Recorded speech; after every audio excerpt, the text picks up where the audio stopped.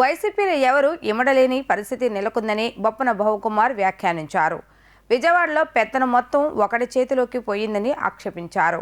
ఎవడి సొంత నిర్ణయాలు వాడివి తప్పితే వైసీపీలో నేతలెవరికీ గౌరవం లేదని వాపోయారు.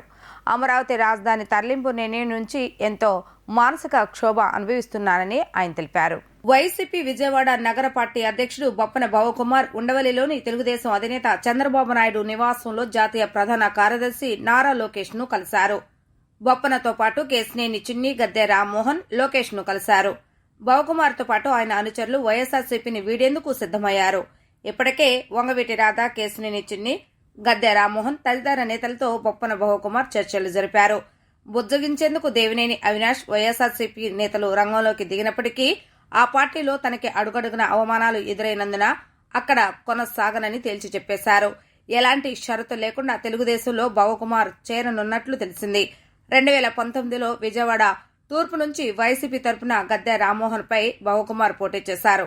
ఈ సందర్భంగా భవకుమార్ మాట్లాడుతూ పెనమలూరు ఎమ్మెల్యే పార్థ సారథితో కలిసి తాను కూడా ఈ నెల 21వ తేదీన తెలుగుదేశంలో చేరబోతున్నట్లు బొప్పన భవకుమార్ స్పష్టం చేశారు. పార్టీ కోసం పనిచేసిన తనకు జలీల్ ఖాన్, పార్థసారథి, సామినేని ఉదయభానుకు గౌరవం లేదని ఆగ్రహం వ్యక్తం చేశారు. ఇప్పటికే ఒక్కొక్కరు పార్టీ వీడుతూ వచ్చారని, ఉదయభాను ఇంకా వీడలేదు అంతేనన్నారు. వైసీపీలో ఎవరూ ఇమడలేని పరిస్థితి నెలకొందని వ్యాఖ్యానించారు. విజయవాడలో పెత్తనం మొత్తం ఒక్కడి చేతిలోకి పోయిందని ఆక్షేపించారు. ఎవడి సొంత నిర్ణయాలు వాడివి తప్పితే వైసీపీలో నేతలెవరికీ గౌరవం లేదని వాపోయారు. అమరావతి రాజధాని తరలింపు నిర్ణయం నుంచి ఎంతో మానసిక క్షోభ అనుభవిస్తున్నానని తెలిపారు.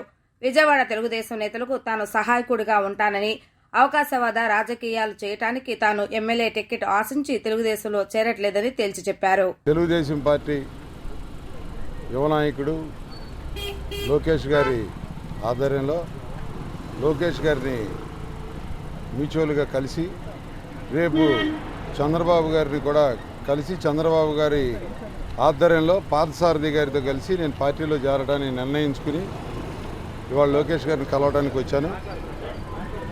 గత 12 సంవత్సరాలుగా వైఎస్ఆర్ కాంగ్రెస్ పార్టీలో నేను పనిచేస్తూ రకరకాల పోస్టులు చేస్తున్నా కానీ ఎటువంటి విలువ లేని పార్టీలో మనం ఉండకూడదు అనేదాన్ని నిర్ణయించుకొని ముఖ్యంగా విజయవాడ నాయకత్వం వహించే ఏ నాయకుడైనా సరే ఆ పార్టీలో ఉండటానికి చాలా ఇబ్బంది పడుతున్నారు. నిదర్శనం మీ అందరికీ తెలుస్తుంది. రాబోయే కాలంలో కూడా రేపు వచ్చే రిజల్ట్స్లో కూడా అదేంటనేది నిరూపణ తెలుస్తుంది.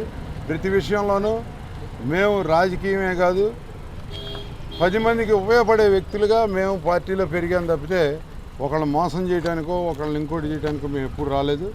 ఇవాళ పార్టీ మారడానికి మాత్రం ప్రధాన కారణం ఎవరిని పడితే వాళ్ళని ఏది పడితే అది మాట్లాడే తత్వంతో, మరీ ముఖ్యంగా చెప్పాలంటే విజయవాడ వైఎస్ఆర్ కాంగ్రెస్ పార్టీ పెత్తనం ఒకళ్ళ చేతిలోకి తీసేసుకొని మిగతా వాళ్ళందరినీ పక్కకు తోసేయడం అనేది మరీ అన్యాయంగా ఉందని భావించి నేను పార్టీ వీడి మన తెలుగుదేశం పార్టీలో ఉన్న అందరితో కలిసి, అట్లాగే అమరావతి అనేదాన్ని తీసేసిన తర్వాత విజయవాడ ప్రాంతంలో కానీ అమరావతి ప్రాంతంలో కానీ ఎక్కడైనా సరే ఏ నాయకుడైనా సరే ఏ మనిషి అయినా సరే ఎవ్వరో ఇష్టపడినంత ద్రోహం జరిగిన తర్వాత ఆ పార్టీలో ఉండటం అనవసరం అనుకుని నేను బయటకు వచ్చానని తెలియజేస్తాను. అనంతరం టీడీపీ నేత కేశినేని చిన్ని మాట్లాడుతూ షర్మిల కాంగ్రెస్ అధ్యక్షురాలు కావడంతో వైసీపీ రాష్ట్రంలో 3వ ప్లేస్కి పరిమితమైన ఆశ్చర్యం లేదని విమర్శించారు. విజయవాడ పార్లమెంట్లో అయితే వైసీపీ ఖాళీ అవుతుందని స్పష్టం చేశారు.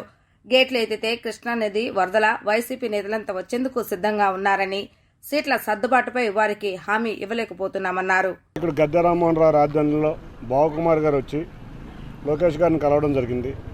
వారు ఏ పదవులు ఆశించకుండా స్వచ్ఛందంగా వచ్చి తన ప్రాంతమైన అమరావతి అభివృద్ధి కోసం, అంతేకాకుండా విజయవాడ అభివృద్ధి కోసం వారు కష్టపడతానని చెప్పారు. వారికి ముందుగా ధన్యవాదాలు తెలుపుకుంటున్నాం.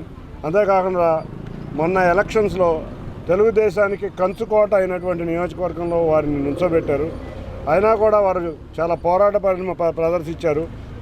వారు ఇవాళ వారికి వైకాపా పార్టీలో అంత కష్టపడి పనిచేసిన వ్యక్తి, మొదటి నుంచి ఉన్న వ్యక్తికి చాలా అన్యాయం జరుగుతుంది.